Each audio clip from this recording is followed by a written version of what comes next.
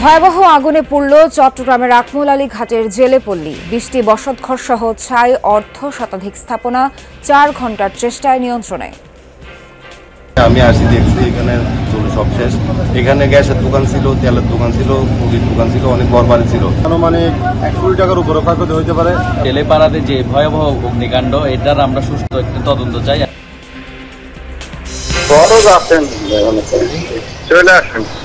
আচ্ছা, আপনি তাহলে ইয়াতে আছেন করঞ্চল 3, মানে ওই যে মোয়াখালীটাতে আছেন না ভাই? হ্যাঁ। ঢাকা উত্তর সিটি কর্পোরেশনে জন্ম নিবন্ধন সনদ জালিয়াতি, জড়িত ডিএনসিসির কর্মচারী কর্মকর্তারা। সার্টিফিকেট প্রতি গুনতে হয় 5,000 টাকা ঘুষ।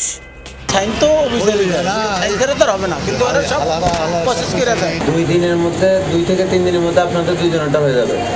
4 দিনের মধ্যে আপনি বাচ্চাটা করবেন, 6,000 টাকা।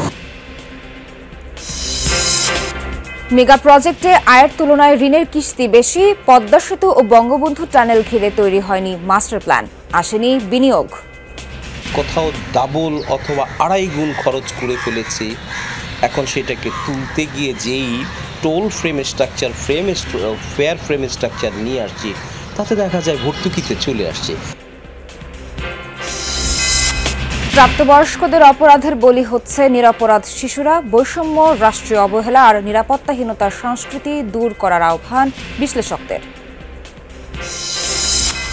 চট্টগ্রামের কালুরঘাট সেতু নিয়ে আশার আলো দেখছেন কর্ণফুলীর 2 পাড়ের মানুষ। ফেব্রুয়ারিতে কাজ শুরুর ঘোষণায় খুশি স্থানীয়রা।